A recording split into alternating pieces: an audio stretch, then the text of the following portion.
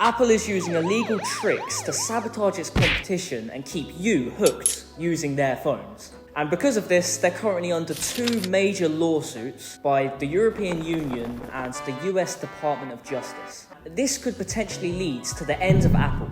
The first trick that Apple uses, and possibly one of the most annoying ones, is that they make texting Android users as difficult and as bad of an experience as possible. When you text an iPhone user, your messages are sent through iMessage, and this is optimized to give you the best experience possible. The messages are usually shown in a blue text bubble, as shown here.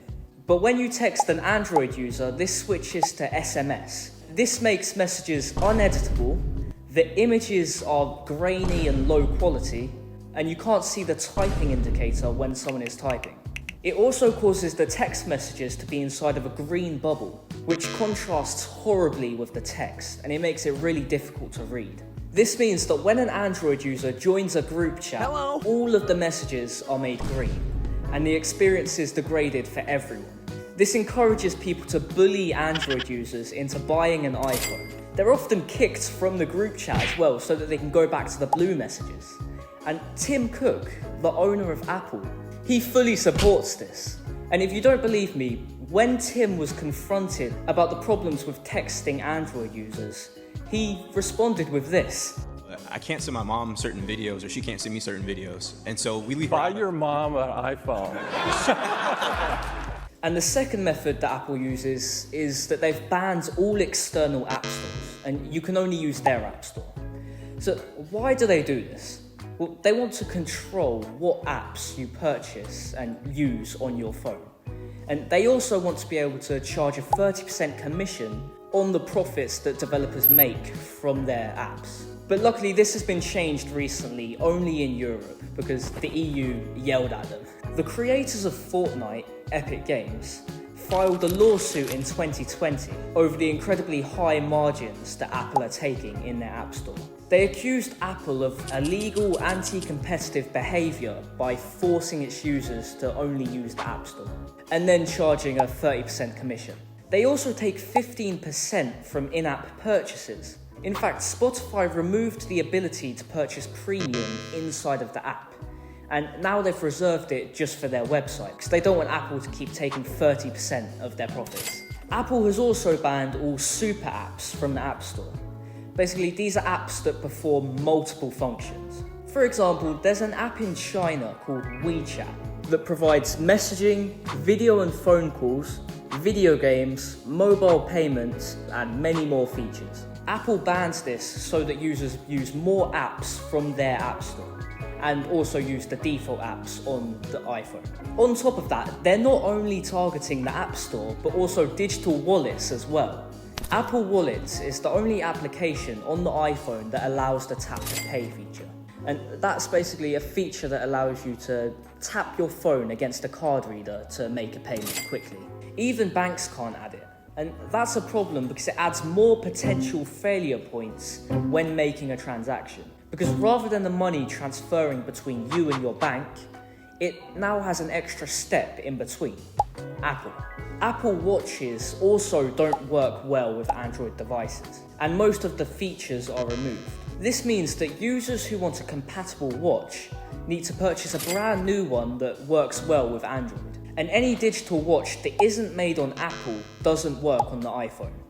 So you can't just have one foot in the door.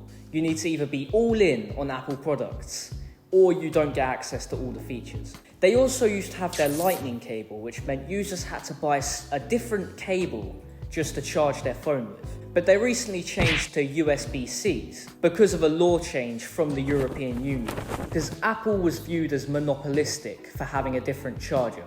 For you to understand the lawsuits, you first need to understand what a monopoly is.